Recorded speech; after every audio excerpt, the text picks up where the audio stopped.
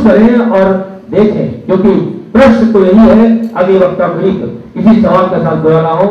प्रश्न तो यही है कि जब सामने खड़ी हो नंगी सदी, जब सामने खड़ी हो नंगी सदी, तो सभ्यता का सारा दिखावा व्यर्थ है। आदमी के दर्द को समझे बगैर आदमी का आदमी होना एकदम व्यर्थ है। इसी मनोभूमि के साथ मैं अगले वक्ता को बुला रहा हूं। बहुत ही सुविचारित सुपठित एक और व्यक्ति हमारे बीच उपस्थित श्री भैरवलाल दास जी, प्रख्यात गांधीवादी विचारक, गांधीवादी चिंतक और गांधी दर्शन के बहुत ही प्रणेता श्री भैरवलाल दास जी।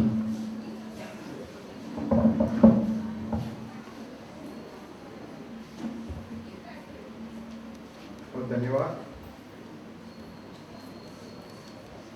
सबसे पहले मैं आयोजक के प्रति आभार प्रकट करता हूं कि उन्होंने मुझे मौका दिया, और विशेष रूप से सभागार में उपस्थित बच्चों के धैर्य की भी प्रशंसा करता हूं। इतने लंबे लंबे भाषण बिना किसी रुकावट के उन्होंने सुना। अभी आप लोग गांधी और टैगोर के बारे में बात कर रहे थे, और पूर्व वक्ताओं ने बहुत सारी चीज़ों पर आपको अवगत करा दिया है। मेरे लिए बहुत कम चीज़ें छोड़ी गई हैं।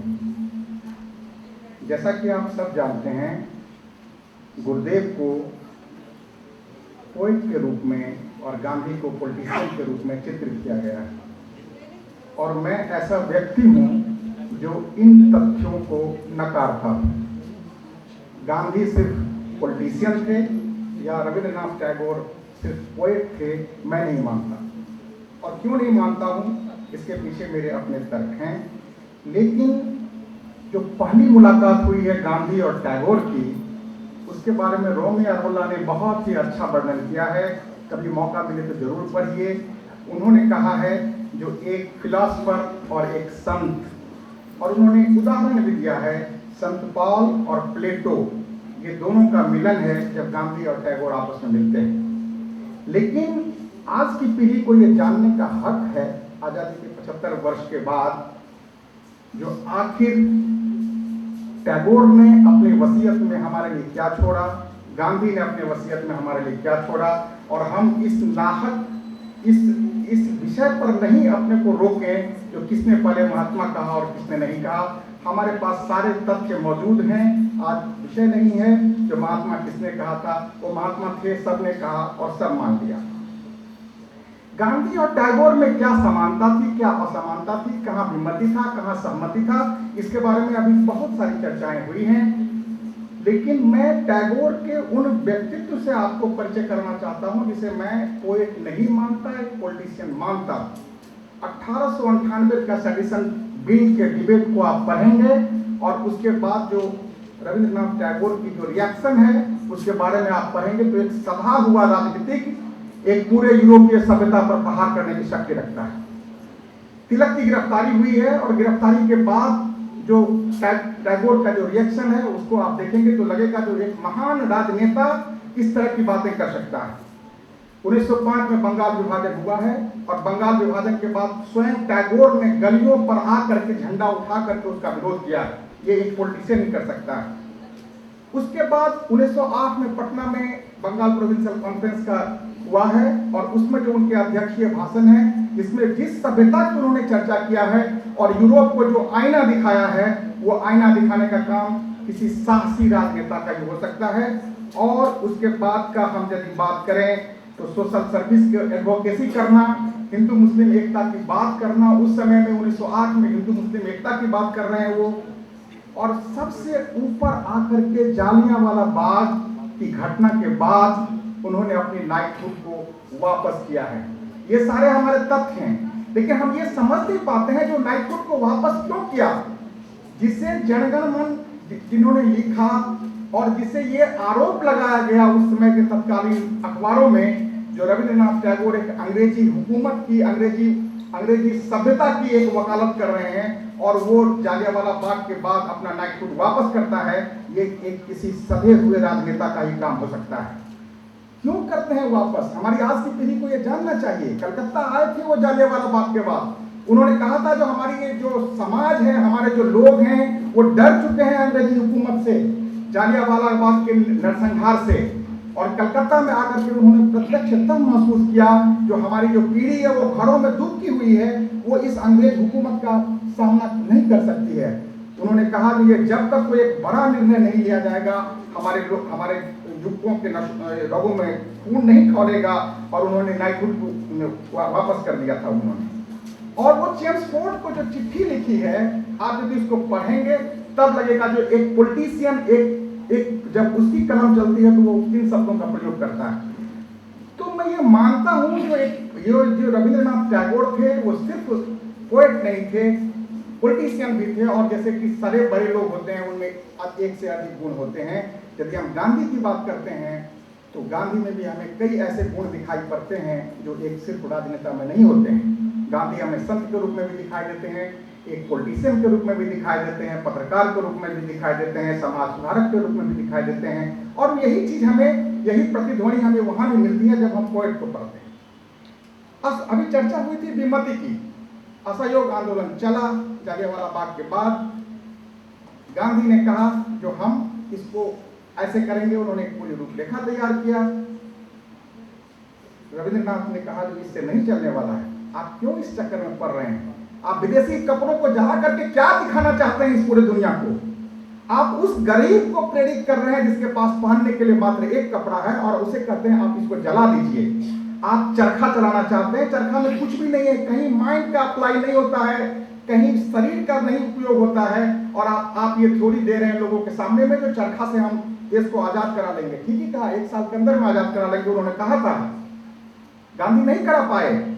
रविंद्रनाथ टैगोर अपने स्टैंड पर कायम रहे। ठीक है, कल्ट ऑफ चरखा लिखा उन्होंने, लेकिन कभी ये देश गांधी के इस थ्योरी को एक्सेप्ट नहीं कर पाया जो सिर्फ चरखा चलाने से आजादी मिल जाती है। यद्यपि हम आज भी गांधी और चरखा और आजादी को एक साथ जोड़ करके देखते हैं, हमारे मन में आज भी विश्वास है कि कहीं ना कहीं चरखा चला करके हमें आजादी मिली है। लेकिन टैगोर ने नहीं माना। टैगोर ने कहा जो ये जो आपकी सोच है जो हम आत्मनिर्भर हो जाएंगे और इससे हमारा ब्रिटिश में बैठा हुआ जो कपड़ा का मिल है वो बंद हो जाएगा, हमारी पैसा हमारे पास नहीं जाएगी, ये आपकी बात तर्क हो सकती है, मैं इसे नहीं मानता। और गांधी को कहा, उसने, लोगों ने पूछा कि भाई गांधी की बात तो सब मानने के लिए तैयार है, सारे लोग चरखा काट रहे हैं। टैगोर ने चेताया, मैं वर्ड यूज करता हूं, चेताया उन्होंने जो ये देश यदि अंधविश्वास, गांधी के अंधविश्वास पर चलेगा तो ये देश के लिए खतरा की बात है। आप स्वतंत्रता आंदोलन के 75 साल बाद आयोजन करते हैं। मैं फिर से टैगोर के इसी वाक्य को दोहराना चाहता हूं कि बिना तर्क किए हुए, बिना खुद को डिबेट किए हुए आप किसी थ्योरी को यदि एक्सेप्ट करते हैं, ये आपकी मानसिक गुलामी है। टैगोर ने हमें कहा के गया है, वो किसी दूसरे के परिप्रेक्ष्य में नहीं, गांधी के परिप्रेक्ष्य में कहा के गया है। मैं ऐसे मानता हूं जो वो बहुत बड़े, लेकिन फिर से ऐसा नहीं था कि टैगोर और गांधी में कोई एक ऐसा मल्ल युद्ध होता था, नहीं। टैगोर भी लिखते थे गांधी के जर्नल में और गांधी भी लिखते थे टैगोर के जर्नल में, और दोनों मिले हैं। मैं तो 1915 से लेकर के जो अंतिम बार गए हैं 1945 में गांधी उनके आश्रम में, आप इस पूरे परिप्रेक्ष्य को पढ़ लीजिए तो शायद गांधी के मन में टैगोर से बड़ा आदर किसी के प्रति नहीं हुआ, यहाँ तक कि वो अपने जो जिनको गुरु मानते थे उनके प्रति भी नहीं हुआ। आखिर क्या कारण था, क्यों टैगोर को इतना मानते थे? और आज के बच्चे को ये पढ़ना चाहिए, आज के गुरुओं को अपने बच्चों को ये शिक्षा देनी चाहिए जो आखिर टैगोर के किन किन बातों को गांधी ने फॉलो अप किया, किन किन बातों को गांधी ने अपने राजनीति में लाया। भले ही वो उसको स्वीकार रहे अथवा नहीं स्वीकार रहे, लेकिन गांधी ने उसको एडॉप्ट किया। आप उन असहयोग आंदोलन की बात कर दिए, चौरा चौरी के बाद उन्होंने वापस ले लिया था अपना आंदोलन। और इस देश में यदि क्रांति और शांति की 2 धाराएं हुई हैं तो वो असहयोग आंदोलन की विफलता पर हुई है। यदि ये विफलता नहीं होती, चंद्रशेखर आजाद, भगत सिंह, राजगुरु, सुखदेव अपनी नहीं होते, वो सारे के सारे गांधीयन थे, सारे के सारे डीएवी स्कूल के प्रोडक्ट थे, सारे के सारे लोग गांधी में विश्वास रखते थे। चौरी चौरा के वापस करने के बाद उन्होंने कहा इस गांधी ये देश को आजाद नहीं कर सकता है। और यही तो टैगोर कह रहे थे, जो गांधी में, यदि गांधी पर अंधविश्वास पर आप मत जाइए, गांधी के इससे नहीं हो सकता। 24 में गांधी गिरफ्तार हुए हैं, 24 से लेकर के फिर से जो नमक सत्याग्रह हुआ, उस पीरियड के पूरे भारत के इतिहास को उल्टा करके देख लीजिए, जो गांधी का प्रभाव कितना कम है। वो जो पूरा पीरियड है वो भगत सिंह के प्रभाव से पूरा देश आंदोलित हुआ रहा है। ये तो टैगोर कह रहे थे, और ये देश यहाँ नहीं मान रहा था, लेकिन टैगोर ने गांधी को माना है। फिर से गांधी को उन्होंने प्रोत्साहित किया है, और गांधी के ये ठीक ही कहा, अभी प्रोफेसर भगवान सिंह कह रहे थे, तो जब डिप्रेस्ड क्लास के लिए बात आई है, गांधी अनशन पर बैठे हैं, तो टैगोर ने कहा है जो गांधी बिल्कुल ठीक कर रहे हैं, गांधी को यदि वो मर जाते हैं अनशन करने के लिए, तो इससे बड़ा काम इस देश के पुण्य का कुछ नहीं हो सकता है। देश को बचाने के लिए एक आदमी को जिंदा रहना कोई जरूरी नहीं है, उससे बड़ा देश है।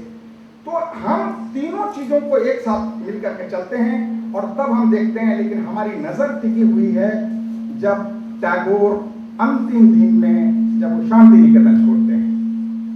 आखिर टैगोर और गांधी उनके यदि आज की पीढ़ी को यह विचार करना चाहिए, ये अहिंसा, सत्याग्रह, राष्ट्रवाद बहुत बड़ी बड़ी चीज होती है, हम उनको कतरों को, विद्यार्थी को नहीं समझा पाते हैं जो गांधी अहिंसा क्यों करते थे, और जो गांधी चौरा चौरी कांड पर में उन्होंने वापस ले लिया, और वही गांधी 42 में डू और डाई की बात करते हैं। हम इस समीकरण से अपने आज की पीढ़ी को नहीं समझा पाते हैं। चंपारण की एक घटना के बारे में आपको बताता हूं।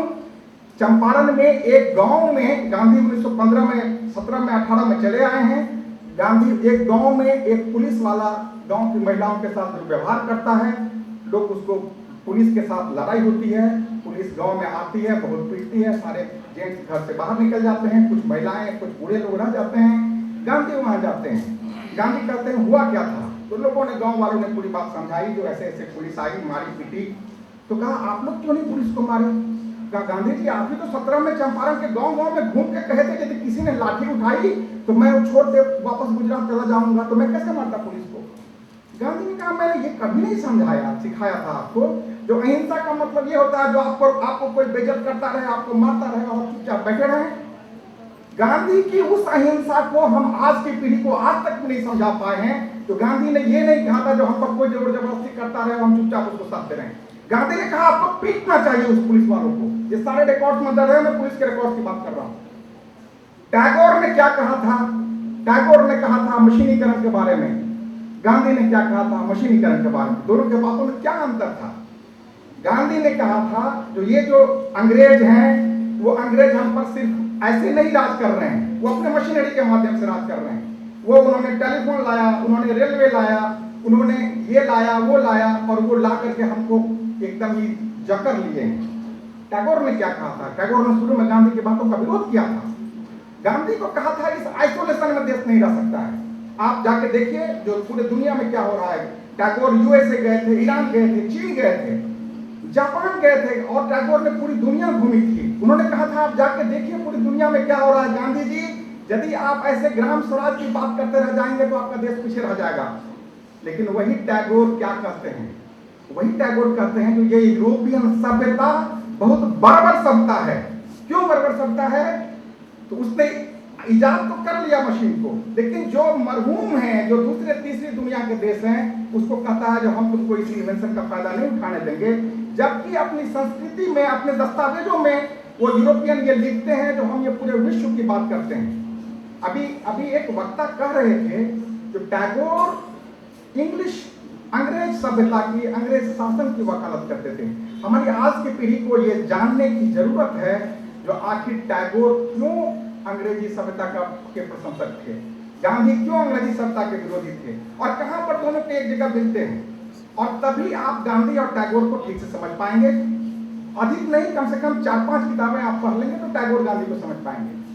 टैगोर ने कहा था जो ये मशीनें, जो गांधी ने 1926 में Gandhi Indian institute of science गए हैं जहां संजय जी के लड़के पढ़ते हैं, उन्होंने कहा जो भाई विज्ञान का प्रभाव, विज्ञान का आविष्कार किसके लिए होना चाहिए?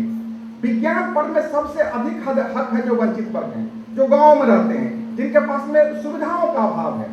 लेकिन उस विज्ञान के नाम पर में आज भी क्या हो रहा है? आज भी वही हो रहा है कि जो सबसे सुविधा संपन्न वर्ग हैं वो विज्ञान के उपलब्धियों का सबसे अधिक उपभोग करते हैं। टैगोर ने यही तो चेताया था। टैगोर ने कहा था इस विज्ञान को आगे आप बढ़ाइए, गांधी से कहा था, नहीं तो आप विश्व में पीछे आप चले जाएंगे। तो गांधी और टैगोर को कहां हम एक दूसरे के समीकरण में पाते हैं और कहां नहीं पाते हैं, कुछ उदाहरण से हम स्पष्ट करना चाहेंगे। गांधी के साउथ अफ्रीका की बात हम सब समझते हैं।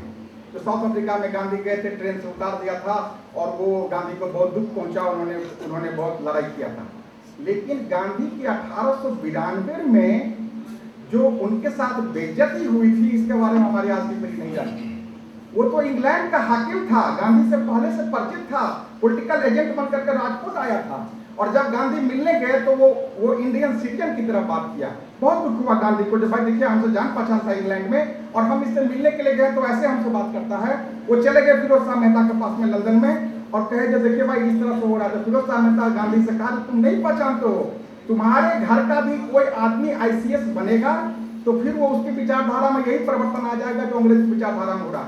यहाँ पर तो रस्साकसी विचारधाराओं की है। मैं अभी फादर से पूछ रहा था, जो आपके बच्चे ये ड्रेस पहन के हॉल में कैसे आ गए? उन्होंने कहा तो ये तो हमारा ड्रेस है और बच्चे को फ्रीडम है, बच्चे कुछ काम यहाँ पर में परफॉर्मेंस भी करेंगे और हमारे बच्चे इस तरह के ड्रेस में आते हैं। फादर हम लोग सैल्यूट करते हैं। जिस व्यक्ति को अपनी संस्कृति, अपनी सभ्यता को आदर देना जो सीख गया, वही अच्छा प्रशासक बन सकता है, चाहे वो हमारे घर का IAS हो, चाहे हमारे घर का IAS नहीं हो। यदि वो वंचितों के प्रति, अज्ञान के प्रति, अज्ञानता के प्रति यदि उसके मन में अहंकार आ गया है तो वो अच्छा शासक नहीं बन सकता है। उसको पढ़ने की जरूरत है, उसको फिर से कॉलेज में एडमिशन करने की जरूरत है। और ये टैगोर ने, उन्होंने इस चीज को बार बार कहा था। इस तीनों चीजों के पीछे यदि आप गांधी और टैगोर के बैकग्राउंड को देखेंगे तो क्या क्या था उस समय में। आपके सती प्रथा की क्या स्थिति थी, बाल विवाह की क्या स्थिति थी। हमारे चाचा जी एक बैठे हुए यहाँ पर में, इनके क्षेत्र में मिथिला में एक पुरुष के मरने से 76 महिलाएं विधवा होती थी। शायद पूरे देश में ऐसा कहीं रिकॉर्ड नहीं होगा। एक पुरुष के मरने से 76 महिलाएं विधवा होती थी। बहुविवाह की ये परंपरा थी हमारे यहाँ पर में। सती प्रथा के बारे में आप जानते हैं, कुलीनिज्म के बारे में आप जानते हैं, पर्दा प्रथा के बारे में जानते हैं। यदि एजुकेशन की हिस्ट्री को हम कुछ भागों में बांटेंगे तो बिफोर ईसाई मिशनरी और बिफोर अंग्रेजी एजुकेशन, इंग्लिश मीडियम के एजुकेशन के यहाँ पर भारत में क्या चेंजिंग हुए हैं, ये आज की पीढ़ी को समझना चाहिए। तभी आप गांधी और टैगोर को ठीक से समझ पाएंगे, नहीं तो नहीं समझ पाएंगे। हम किस तरह के एजुकेशन की बात गांधी और टैगोर दोनों मिलकर के किए थे। ये स्कूल कैसा होना चाहिए, एजुकेशन सिस्टम कैसा होना चाहिए, एजुकेशन सिस्टम में फ्रीडम कितना होना चाहिए, और दोनों मिलकर के एक बात बोलते हैं सौंदर्य बोध की। सौंदर्य बोध कितना होना चाहिए, सौंदर्य बोध के नाम पर बड़ी खलबली मच जाती है। फादर, यदि आप इस कॉलेज को बहुत बढ़िया सजा लेंगे, लेकिन रांची शहर को यदि बढ़िया सजाने की मन में इच्छा यदि यहाँ के नागरिकों को नहीं होगी तो आपका सारा प्रयास विफल हो जाएगा। हमें बच्चों को ये बतानी चाहिए जो शिक्षा क्या होती है, और उसके बाद से ही वो ये उनके मन में आएगी। टैगोर को गायत्री पर में बहुत विश्वास था। गायत्री मंत्रों से वो बहुत ही प्रभावित हो जाते थे और एक तरह से साधना करने लगते थे उसके पीछे। और उन्होंने एजुकेशन कॉलेज को एजुकेशन फैक्ट्री तक कह दिया था। उन्होंने कहा जो ये कॉलेज ऐसा लगता है जैसे मरा हुआ पशु का आंख हमें दिखाई देता है, बिल्कुल ही निर्जीव है। उन्होंने लाइफलेस, कलरलेस की संज्ञा दी थी। और उन्होंने कहा था जो एजुकेशन ऐसा होना चाहिए जिसको सोसाइटी के साथ उसका रिलेशन बन सके। और यदि आप मदन मोहन मालवीय के, यदि आप यूट्यूब की संस्थापना इलाहाबाद यूनिवर्सिटी से मैडम आई हैं, आप उनकी कॉन्सेप्ट को देखेंगे। जब यूट्यूब की स्थापना 1916 के बाद होने लगी थी तो आप उसके सिलेबस को आप पढ़ के देख लीजिए, जो उस समय का जो सिलेबस था और आज का सिलेबस है, दोनों में सामाजिक समस्याओं का क्या है। आज IIT की जो स्थापना हुई है उसके इतिहास को पढ़ लीजिए और फिर टैगोर और गांधी के कॉन्सेप्ट को समझिए। IIT की स्थापना हुई थी यहाँ सामाजिक समस्याओं को दूर करने के लिए, लेकिन आज IIT की स्थापना का उपयोग कहाँ हो रहा है। हमारे बच्चे जितना अधिक IIT में तेज होते हैं उतने अधिक दूर जा करके उतना अधिक डॉलर कमाते हैं, और हमारी सामाजिक समस्याएं जो तिथियों पड़ी हुई है। तो ये जो बौद्धिक अहंकार है इससे हमें दूर होना चाहिए। और गांधी और टैगोर के बीच में कुछ बातें कह करके हम अपनी बात समाप्त करेंगे। जो गांधी उग्र राष्ट्रीयता के विरोधी थे और टैगोर भी उग्र राष्ट्रीयता के विरोधी थे। 1907 में उन्होंने राष्ट्रीयता पर बहुत बढ़िया लेख लिखा था, लेकिन उन्होंने जब देखा जो महाराष्ट्र में उग्र राष्ट्रीयता बढ़ रही है तो उन्होंने कहा था जो ये उग्र राष्ट्रीयता इस देश को तोड़ देगी। और संजय झा जी आप रिसर्च करवा लीजिएगा, जो टैगोर ने 1907 में जिन चीजों का जिक्र किया था, यदि आप भारत विभाजन की कहानी आप पढ़ेंगे तो आपको लगेगा कि इसकी पृष्ठभूमि तो इसके बारे में तो टैगोर ने 1907 ईस्वी में सारी चीजें कह दी थी। तो यदि आप लोगों को प्रतिष्ठा नहीं देंगे तो लोग अपनी चीज दूसरे जगह पर चले जाएंगे। और टैगोर किन चीज़ों से प्रभावित थे।